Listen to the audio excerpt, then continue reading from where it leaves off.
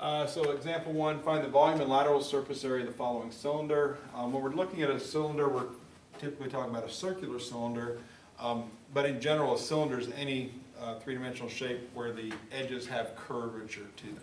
So prisms, all straight edges, cylinders have curved edges, but in this book particularly, typically we deal with circular cylinders. If we get into more elaborate stuff, then we'll deal with those when we get there. The only two dimensions that you really need to know to do anything with cylinders is the radius of the base and the height of the cylinder. The base is always going to be a circle for the sake of what we're doing today. So you want the radius of the circle. And sometimes they give you radius, sometimes they give you diameter. It's up to you to know the difference between the two. If you recall, in a circle, the distance all the way across a circle is the diameter. Half of that's the radius. So in this case, they're giving me the diameter is 22 inches. The radius, which is from the center to the edge of this circle, is going to be half of that, so 11 inches is the radius. Again, if they give you the radius, great. If not, you need to use the diameter to find the radius. The height of the cylinder, also the distance between the bases. So again, sometimes the cylinder sits up and down, sometimes it sits left and right. But if you see circle 1, circle 2, how far apart are they? That's the height. So 24 inches equals the height. So that's what we need to know in order to find what we're looking for.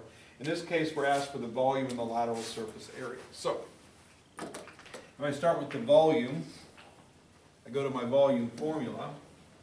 I identify the information needed in the volume formula, which is the radius, 11 inches, and the height, 24 inches. The volume formula says to find volume of a cylinder, I'm going to do pi times the radius squared times the height.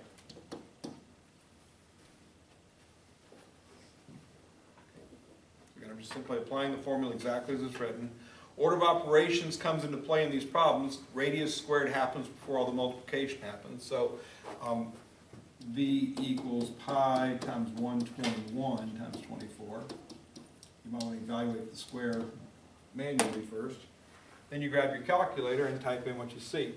The pi button needs to be used when you're doing these problems, so it's right above here on this calculator. I'm not sure where it is on your individual calculators. On this one here, it's along the left-hand side, right under simp, right above x squared, pi button. So pi times 121 times 24 equals 9,123.185066.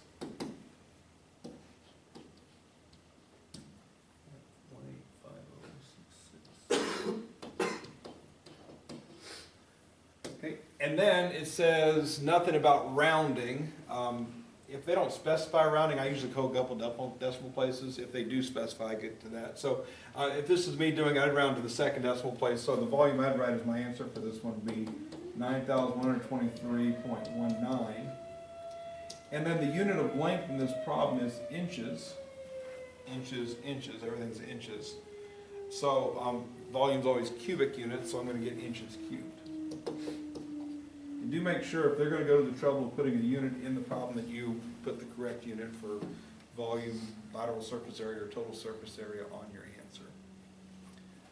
So that's the extent of volume. Any concerns on that one for anybody?